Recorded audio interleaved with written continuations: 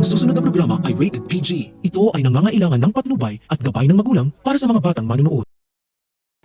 Gulong-gulo ang isipan ni Jessica dahil hindi niya alam kung tutulungan niya si Andrea sa hiling nito tungkol sa kalagayan ng tatay nila o susundin niya ang mami niya.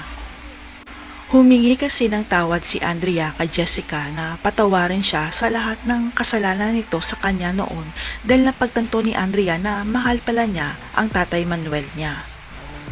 Pero masakit pa rin para kay Jessica ang ginawang pagmamaltrato sa kanya ni Andrea noon at si Andrea ang sinisisi niya kung bakit nag-aagaw buhay ngayon ang daddy nila.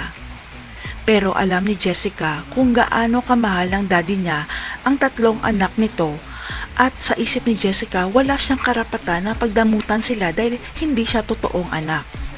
Mahal na mahal ni Jessica ang daddy niya kaya gagawin niya ang lahat para mapasaya lang ito kaya nagdesisyon si Jessica na palihim niyang tutulungan ang pamilya ni Felma. Ipinapangako ni Jessica na sa oras na magising ang daddy niya, siya na mismo ang tatapos ng kasamaan ng mami niya dahil ilalantad niya ang katotohanan kay Manuel.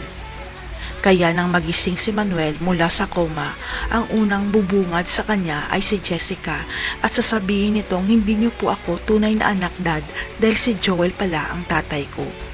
Ang hindi alam ng lahat, nagkita pala si Hazel at Joel sa ospital at nag-usap sila tungkol kay Jessica at narinig ni Jessica ang lahat na si Joel pala ang tunay niyang ama.